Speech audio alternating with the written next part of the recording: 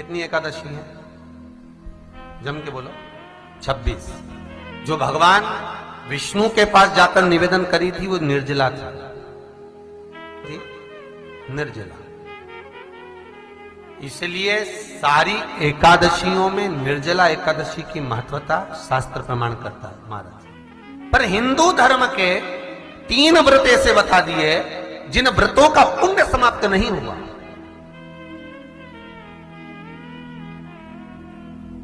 हिंदू धर्म के 3 व्रत ऐसे हो गए जिनका पुण्य समाप्त नहीं हुआ महाराज। क्यों? जिनका पुण्य प्रबलता में बढ़ता गया। पहले नंबर पर एकादशी, दूसरे नंबर पर प्रदोष और तीसरे नंबर पर शिवरात्रि। एकादशी आकर खड़ी हो गई।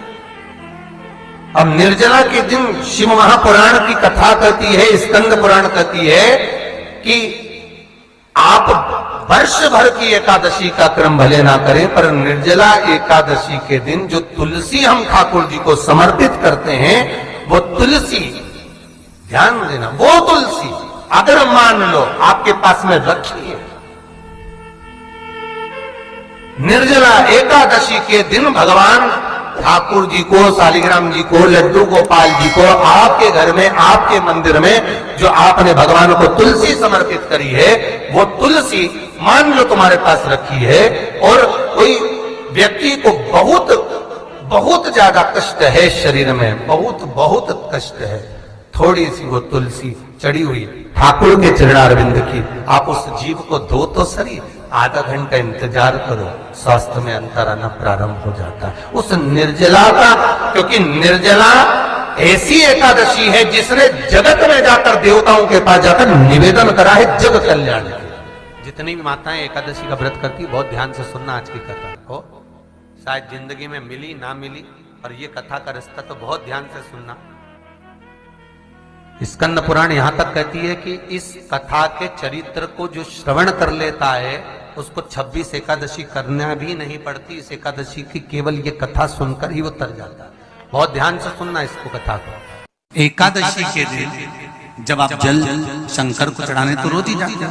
जब एकादशी का दिन रहे और शंकर जी के मंदिर में आप जल समर्पित करें तो 3 बार मुख से स्वधा स्वधा स्वधा या स्वधा स्तोत्र का पाठ, जिसमें 12 श्लोक, 2-4 हैं। पैसा तो आ रहा है पर घर में टिक नहीं रहा। डॉक्टर में, पुलिस में, एक्सीडेंट आदि में, कहीं गलत जगह पर, व्यसन में अगर पैसा जा रहा है, जुए में, मांसाहार, मदिरा पान, या कहीं आया पैसा, पैसा आने में कमी नहीं, आ रहा है पर टिक नहीं रहा, रुक नहीं रहा। कोई मांगने आ गया, दे दिया, फिर वहां से अपने पास नहीं आ रहा, अपन कह रहे हैं भैया हमारा पैसा लौटा दो, नहीं आ रहा। तो महाराज शिव महापुराण की कथा कहती है एकादशी के दिन गंगा के जल में मात्र 7 बेलपत्री डालकर जो नंदीश्वर भगवान, अर्थात जो शंकर जी के शिवलिंग के सामने नंदी होता है, उस नंदी के चरण पर गंगा का जल चढ़ाकर बेलपत्री शिव पर समर्पित कर देता है, उसके घर में रुपया रुकना चालू हो जाता है। फिर वो गलत जगह पर नहीं जाता, गलत स्थान पर वो धन जाएगा ही नहीं। तूने संहार किया, मांग तुझे क्या चाहिए। एकादशी ने भगवान विष्णु से कहा, नाथ प्रभु वर दे दो, मृत्यु लोक में जो मनुष्य मेरा व्रत करेगा, चाहे जलचर, थलचर, वायुचर या सांसारिक मनुष्य, मेरा अगर एकादशी का व्रत करेगा, प्रभु उसके यहां धन धान्य वैभव सुख संपदा बढ़ेगी और उस जीवात्मा को नरक नहीं भोगना पड़ेगा, सीधे वैकुंठ का उसको वास मिलेगा। जब जीव आत्मा को लेकर चला जाएगा, यम के दूत जब बंदी बनाकर ले जा रहे होंगे उस जीवात्मा को, जिसके प्राण छूटे होंगे, यम के दूत जब बंदी बनाकर ले जा रहे होंगे, तब मुझे वर दो कि मैं इसका हाथ पकड़कर बेतन्नी से पार उतार कर सारे नरकों से निकालती हुई आपके धाम में लेकर आऊं। भगवान ने वर दे दिया, तथास्तु। हे एकादशी सुनो, मृत्यु लोक का मनुष्य अन्न का त्याग कर कर, क्योंकि अन्न में एकादशी के दिन पाप पुरुष रहता है, अन्न का त्याग कर कर एकादशी के दिन जो मनुष्य तुम्हारा व्रत धारण करेगा, उस व्रत को करेगा और उस व्रत को धारण करेगा, उसकी मनोकामना पूर्ण होकर वो मेरे ही धाम को जाएगा। ये तो हुआ एकादशी के जन्म की कथा। एकादशी के दिन गंगा के जल में मात्र 7 बेलपत्री डालकर जो नंदीश्वर भगवान अर्थात जो शंकर जी के शिवलिंग के सामने नंदी होता है, उस नंदी के चरण पर गंगा का जल चढ़ाकर बेलपत्री शिव पर समर्पित कर देता है, उसके घर में रुपया रुकना चालू हो जाता है। फिर वो गलत जगह पर नहीं जाता, गलत स्थान पर वो धन जाएगा ही नहीं। बेटा अगर व्यसन में पड़ा हुआ है, मदिरापान में पड़ा हुआ है, मांसाहार में, जुए आदि में जा रहा है, तुम्हें लग रहा है कि मेरा बेटा गलत मार्ग पर जा रहा है, ये मित्र दोस्ती गलत हो रही है, वो सही जगह पर आ जाए। करना है एकादशी। कई लोग इसको धन के लिए भी करते हैं, संपदा के लिए। संपदा के लिए अर्थात जिसका व्यापार नहीं चलता, जिसके घर में पैसा नहीं आता, या नौकरी नहीं लग रही, या सर्विस नहीं लग रही, आप अप्लाई कर रहे हो, जगह जगह जाकर इंटरव्यू भी दे रहे हो और पैसा नहीं आता, तो उसके लिए भी प्रयास किया जाता है। पर उसके लिए यहाँ पर जो धन के लिए करते हैं, उसके लिए विष्णुपदी के लिए करते हैं। मतलब जैसे गंगा के जल में तुलसी के 11 पत्ते डाले जाते हैं और उसको किसी भी नारायण के मंदिर में राम कृष्ण शिव शंकर नहीं, राम कृष्ण भगवान विष्णु दत्त आदि जितने नारायण के मंदिर हैं, उस मंदिर में किसी भी पात्र में, एक छोटे से पात्र में उसको भरकर रखी आते हैं महाराज। उससे भी जॉब सर्विस नौकरी में सफलता प्राप्त हो जाती है, परंतु वो भी एकादशी को ही होता है। कुछ देर तक पात्र को रखा जाता है, फिर वही पात्र का जल किसी भी वृक्ष के नीचे डाल दिया जाता है, उससे भी नौकरी के लिए फायदा मिलता है। गंगा का जल कोई साधारण नहीं। दशमी, एकादशी और द्वादशी, इन 3 तिथियों पर एक रोटी में थोड़ा सा मीठा रखकर सोमक पितृ का नाम लेकर यदि गाय को खिला दिया जाता है, तो अगर कोई पूर्वज प्रेत योनि में भी पड़ा हुआ होता है, भटक रहा होता है, जिसको पिंड नहीं मिला, जो अचानक मर गया होता है, अधोगति में चले गया होता है, उस जीव की मुक्ति दशमी, एकादशी और द्वादशी, 3 दिन सोमक पितृ का नाम लेकर रोटी में, पूड़ी में मीठा रखकर अगर गाय को खिला दिया जाता है ये 3 दिन तक, तो वो पितृ कभी भटकते नहीं है, उनको मुक्ति प्राप्त हो जाती है, मोक्ष में। नहीं, एकादशी है कौन? क्यों इसकी इतनी प्रधानता है? क्यों इसकी पुण्यता है? ऐसा क्या है एकादशी में जो इसकी पुण्यता मानी जाए? कौन है ये जो भगवान नारायण तक एकादशी का व्रत करते हैं? सुभद्रा जी को भगवान जगन्नाथ ने, जगदीश ने एकादशी का व्रत कराया था। बद्रीनारायण भगवान को माता लक्ष्मी ने एकादशी का व्रत कराया था। क्यों? चंद्रायण एकादशी व्रत की माता। एकादशी है कौन? तो कहा जिसको व्रत करने पर भगवान नारायण भी जिसका व्रत करते हो, भगवान माता लक्ष्मी जिसका व्रत करती हो, वो एकादशी है कौन? तो शास्त्र वर्णन करता है महाराज, स्कंद पुराण का सुंदर चातुर्मास्य खंड के अंतर्गत वर्णन आया है महाराज। एक बार भगवान विष्णु आनंद में विराजमान थे, पद्मावती और माता लक्ष्मी दोनों उनके पास में विराजी हुई थी। भगवान लक्ष्मी और पद्मावती दोनों बैठी, एक सिर के पास, एक चरण के पास। कुछ समय बाद वहीं पर ब्रह्मदेव का आगमन हुआ और ब्रह्मा जी आगमन पाकर भगवान नारायण पद्मावती से लगकर उठे और उठकर लक्ष्मी की ओर झुके। झुकने पर इन तीनों के समागम से भगवान नारायण के हृदय चित्त से एक कन्या प्रकट हो गई। उस कन्या का नाम एका था। क्या नाम था?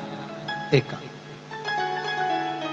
अब 10 उसके गुण इतने प्रबल थे, वो 10 गुण उसके बड़े प्रबल थे कि वो एका जिसको निहारती थी उसको संपदावान बना देती थी, जिसको देख लेती थी उसके जीवन में वो आनंद की अनुभूतियां करा देती थी। एका जिस मार्ग से जाती थी उस मार्ग के द्वार खोल देती थी। एका का पुण्य इतना पुण्य प्रखर। पद्मावती और लक्ष्मी ने कहा महाराज ये बेटी आपके द्वारा निर्मित हुई है, इसका कन्यादान करना चाहिए। हमारे यहाँ हिंदू धर्म में रीति है, जिस दिन कन्यादान करा जाता है उस दिन व्रत रखा जाता है। अब आजकल रखते कि नहीं रखते मालूम नहीं, और कन्यादान करते समय व्रत रखा जाता है। व्रत रखना, एका का कन्यादान करना है। भगवान बोले कन्यादान करें, किसको दें? एका किसको दी जाए? एका प्रदान किसको करी जाए? पुण्यता किसको दी जाए? भगवान नारायण ने उसी समय लक्ष्मी और पद्मा से पूछा, तुम एकादशी के दिन जब आप जल शंकर को चढ़ाने तो रोज ही जाते हैं। जब एकादशी का दिन रहे और शंकर जी के मंदिर में आप जल समर्पित करें तो 3 बार मुख से स्वधा स्वधा स्वधा या स्वधा स्तोत्र का पाठ, जिसमें 12 श्लोक। 2-4 हैं, पैसा तो आ रहा है पर घर में टिक नहीं रहा। डॉक्टर में, पुलिस में, एक्सीडेंट आदि में, कहीं गलत जगह पर, व्यसन में अगर पैसा जा रहा है, जुए में, मांसाहार, मदिरा पान, या कहीं आया पैसा, पैसा आने में कमी नहीं, आ रहा है पर टिक नहीं रहा, रुक नहीं रहा। कोई मांगने आ गया, दे दिया, फिर वहां से अपने पास नहीं आ रहा, अपन कह रहे हैं भैया हमारा पैसा लौटा दो, नहीं आ रहा। तो महाराज शिव महापुराण की कथा कहती है, एकादशी के दिन गंगा के जल में मात्र 7 बेलपत्री डालकर, जो नंदीश्वर भगवान अर्थात जो शंकर जी के शिवलिंग के सामने नंदी होता है, उस नंदी के चरण पर गंगा का जल चढ़ाकर बेलपत्री शिव पर समर्पित कर देता है, उसके घर में रुपया रुकना चालू हो जाता है। फिर वो गलत जगह पर नहीं जाता, गलत स्थान पर वो धन जाएगा ही नहीं। तूने संहार किया, मांग तुझे क्या चाहिए?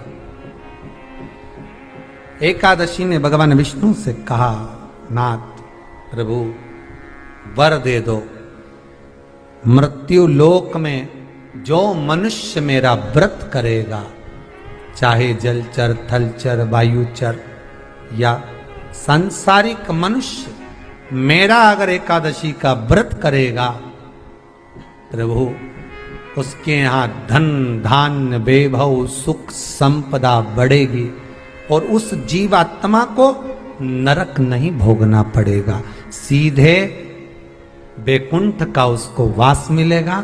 जब जीव आत्मा को लेकर चला जाएगा, यम के दूत जब बंदी बनाकर ले जा रहे होंगे उस जीवात्मा को, जिसके प्राण छूटे होंगे, यम के दूत जब बंदी बनाकर ले जा रहे होंगे, तब मुझे वर दो कि मैं इसका हाथ पकड़कर बेतन्नी से पार उतार कर सारे नरकों से निकालती हुई आपके धाम में लेकर आऊं।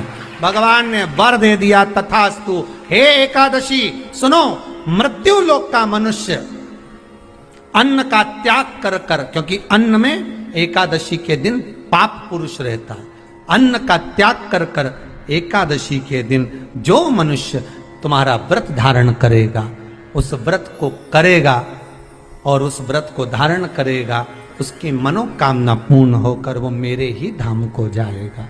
ये तो हुआ एकादशी के जन्म की कथा। एकादशी के दिन गंगा के जल में मात्र 7 बेलपत्री डालकर, जो नंदीश्वर भगवान अर्थात जो शंकर जी के शिवलिंग के सामने नंदी होता है, उस नंदी के चरण पर गंगा का जल चढ़ाकर बेलपत्री शिव पर समर्पित कर देता है, उसके घर में रुपया रुकना चालू हो जाता है। फिर वो गलत जगह पर नहीं जाता, गलत स्थान पर वो धन जाएगा ही नहीं। बेटा अगर व्यसन में पड़ा हुआ है, मदिरा पान में पड़ा हुआ है, मांसाहार में, जुए आदि में जा रहा है, तुम्हें लग रहा है कि मेरा बेटा गलत मार्ग पर जा रहा है, ये मित्र दोस्ती गलत हो रही है, वो सही जगह पर आ जाए। करना है एकादशी। कई लोग इसको धन के लिए भी करते हैं, संपदा के लिए। संपदा के लिए अर्थात जिसका व्यापार नहीं चलता, जिसके घर में पैसा नहीं आता, या नौकरी नहीं लग रही, या सर्विस नहीं लग रही, आप अप्लाई कर रहे हो, जगह जगह जाकर इंटरव्यू भी दे रहे हो और पैसा नहीं आता, तो उसके लिए भी प्रयास किया जाता है। पर उसके लिए यहाँ पर जो धन के लिए करते हैं, उसके लिए विष्णुपदी के लिए करते हैं। मतलब जैसे गंगा के जल में तुलसी के 11 पत्ते डाले जाते हैं और उसको किसी भी नारायण के मंदिर में, राम कृष्ण शिव, शंकर नहीं, राम कृष्ण भगवान विष्णु, दत्त आदि जितने नारायण के मंदिर हैं, उस मंदिर में किसी भी पात्र में, एक छोटे से पात्र में उसको भरकर रखी आते हैं महाराज। उससे भी जॉब, सर्विस, नौकरी में सफलता प्राप्त हो जाती है। परंतु वो भी एकादशी को ही होता है। कुछ देर तक पात्र को रखा जाता है, फिर वही पात्र का जल किसी भी वृक्ष के नीचे डाल दिया जाता।